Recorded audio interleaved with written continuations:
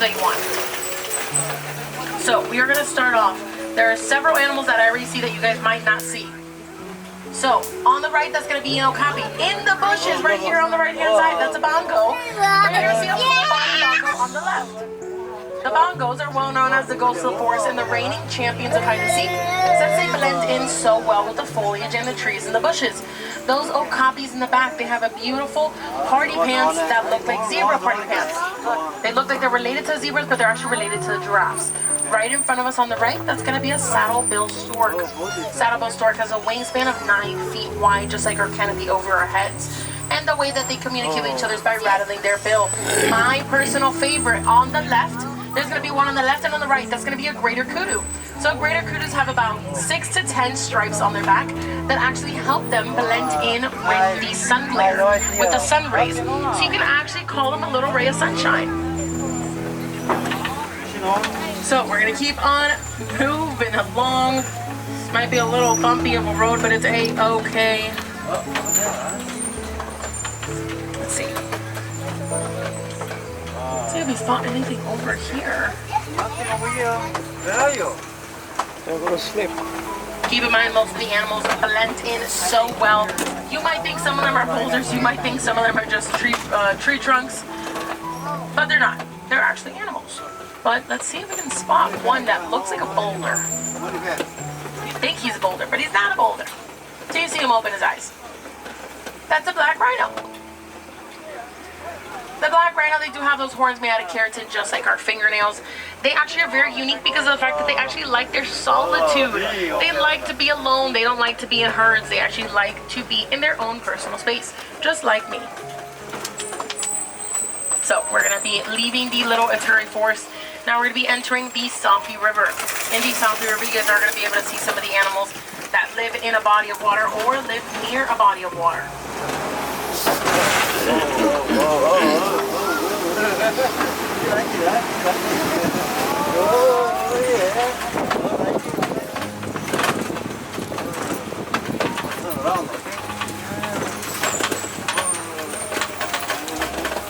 So now on the right hand side, we're going to be able to see the pink-back pelicans. Pink-back pelicans get their beautiful pink color during mating season. And when the male and the female are attending at the nest, their eggs can actually incubate for up to 30 days. When they are in mating season, when they're in their mating season era, they are actually pink, that it almost looks like they're blushing. Right now, they're about whitish gray because they're not in mating season. Let's see, now that we have passed the pink-back pelicans, we're going to take a little closer look in the water. Some of these animals do prefer to be in the water due to cooling reasons, and due to the fact that they just simply can be in the water. These birds right over here on the left are a type of vulture, but the animals that we are in questioning about, those are going to be the Nile hippos. The Nile hippos, they can average about 2 to 8 minutes under the water, and they can reach up to be 5,500 pounds. And a group of hippos are actually called a bloat, that they can consume about 85 pounds of food a day, which is crazy. Now, right behind this beautiful waterfall, we have actually discovered the Nile crocodiles. There's actually going to be one on the left, a little more closer to us, under us per se.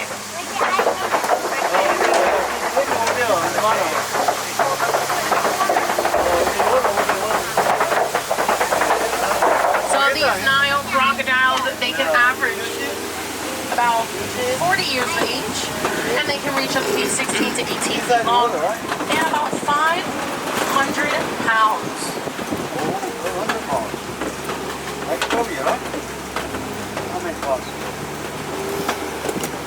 Now that we have made it over the hill and over the bridge, we're going to be taking a swift left turn onto the savannah. In the savannah, I want you guys to think about the types of animals you guys are able to see in Africa. Something I have not mentioned is you have that animal spotting guide that you guys are going to be able to be using throughout our tour to identify as many animals as possible.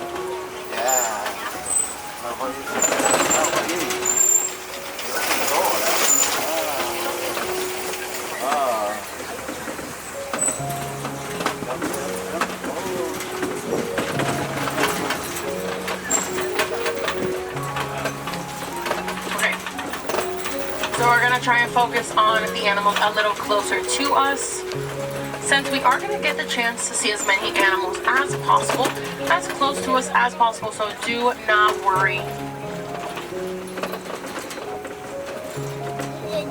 Let's see if we can find anything around these corners.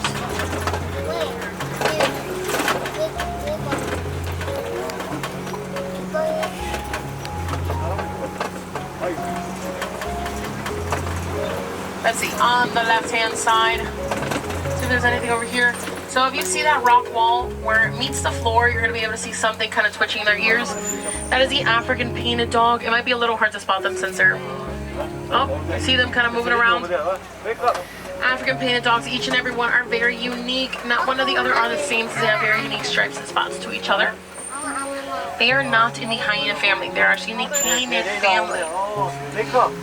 They are the most cutest things in the whole wide world. I would love to scrunch them up and cuddle with them, but they are vicious, so we're not going to do that.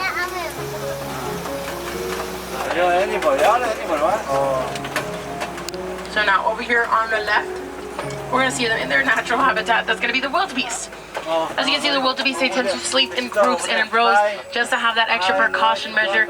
So if they do have a predator coming towards them, they actually have that emergency exit escape route already planned out.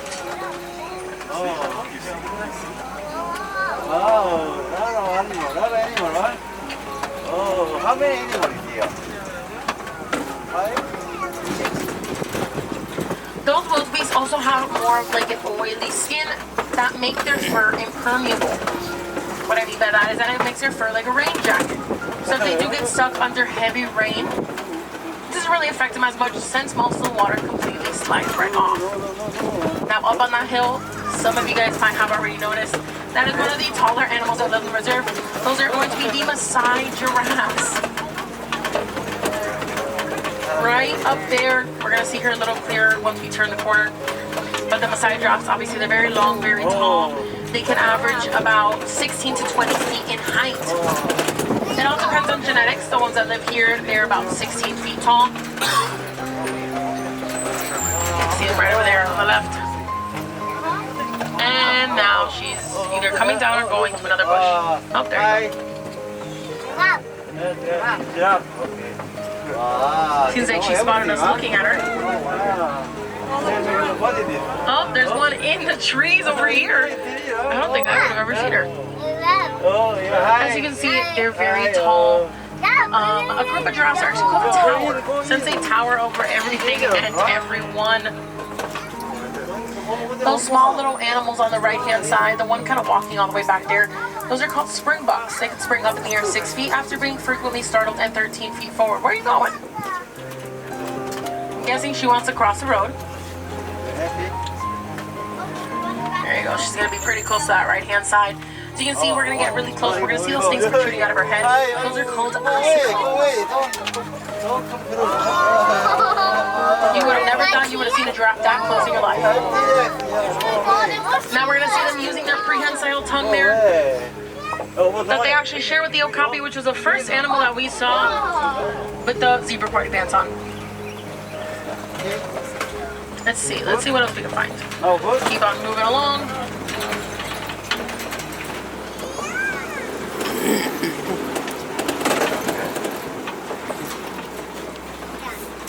Gotta keep in mind, these days are getting pretty hot. Some of these animals prefer to be inside and prefer to be in the shade. So sometimes that shade is somewhere where we can't really see them that often.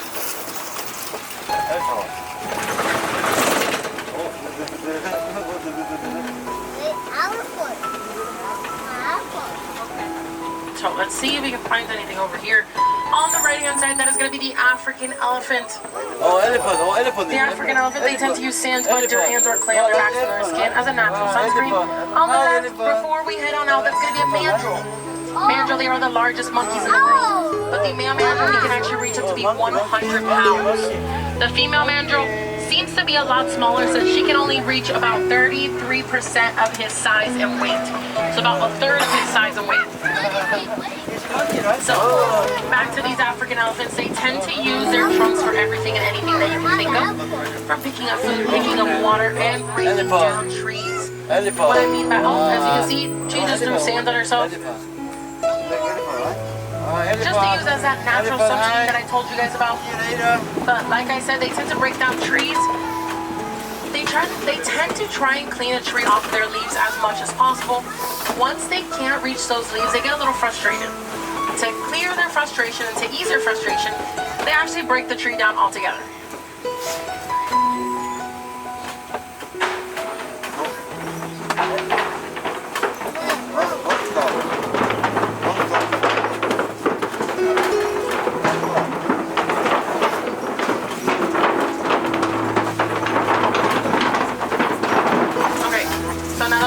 To our halfway point of our tour, we're going to keep on moving along.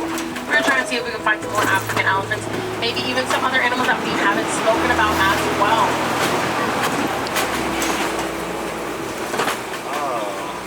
Obviously, it's like I spotted an African elephant a little more further up. We might be able to see them once we turn these corners, once we turn these trees around. There she is.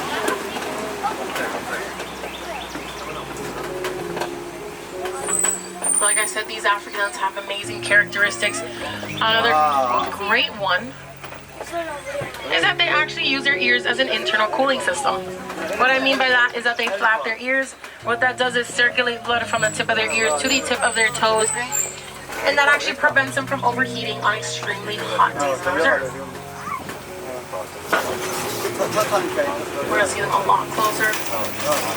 Right there. Wow. Great view of that African elephant. Seems like we're gonna be getting closer to more African elephants as well. There's one behind this bush right over here. But there's also one kind of around the water that we're gonna be able to spot them using their trunks. Those characteristics that I told you about.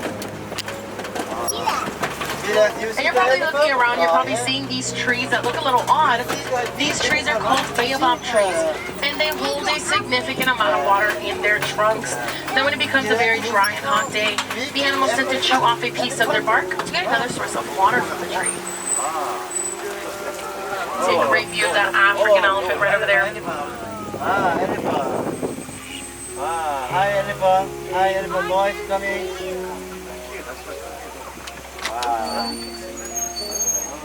You see the elephant? How many elephants do you see? Okay, so now we're going to be getting pretty close to the greater flamingos. The greater flamingos, they get their beautiful pink color from their nutrients, which is brine shrimp. And brine shrimp is actually what holds that protein that gives them that beautiful pink color, which is called beta-carotene. Elephant over there. And a group of flamingos, they are actually called a flamboyance.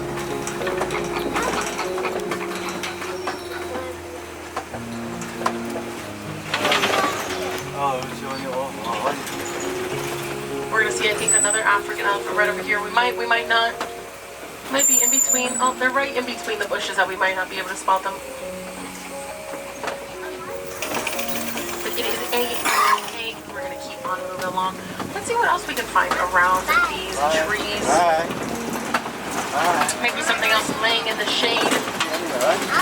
Something that we normally don't tend to see most of the time. These are going to be white rhinos. White rhinos, they are significantly bigger than the black rhinos. They can weigh about 4,000 to 5,000 pounds. They have amazing hearing. They actually use their ears as sort of a locator because they got to make up for the fact that they have really bad eyesight. They have really blurry eyesight. In fact, that they can only see, still blurry, but they can only see about 6 feet in front of them. The rest is a goner.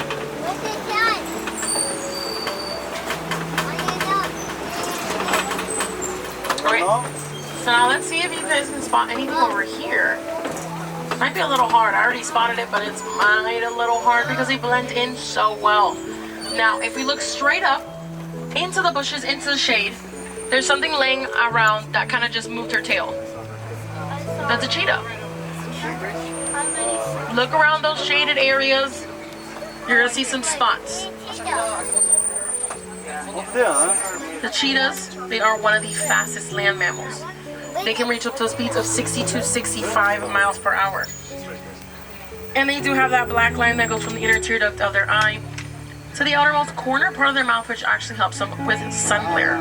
Funny, right? You like it, right? Let's see. Seems like we might be able to spot another one over here.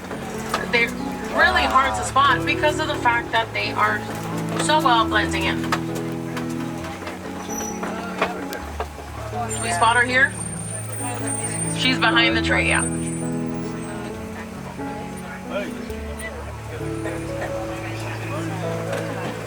Okay, now we're gonna get a little close. Once we turn these corners, we're gonna get close to an ostrich on the left-hand side.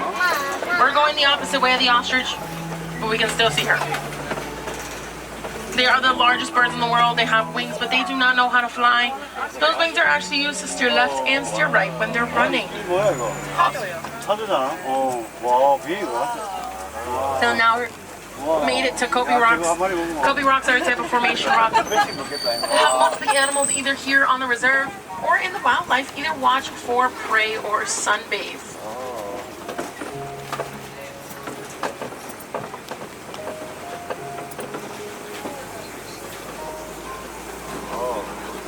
Let's see what else we can spot. We're going to be able to see a second look at some more white rhinos, as well as another ostrich. Don't worry, we're going to get a second look at those as well, so do not worry. Now we're going to keep on moving along. Let's see if there's anything on these Kobe rocks. If there isn't, it is A-okay. That means whatever is supposed to be here does not want to be seen today. So we're just going to keep on moving along.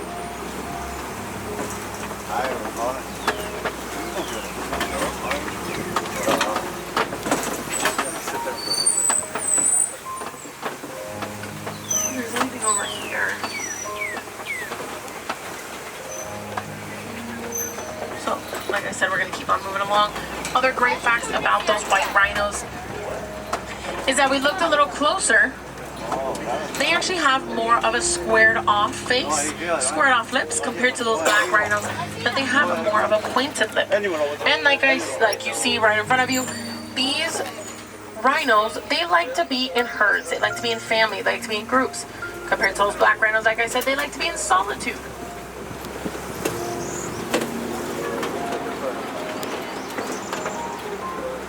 So, I don't know if we saw these animals or if we spoke about them, but these are ostrich eggs on the right-hand side. We're going to swing right by them.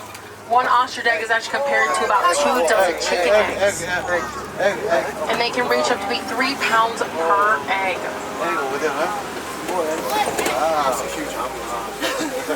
Yeah. One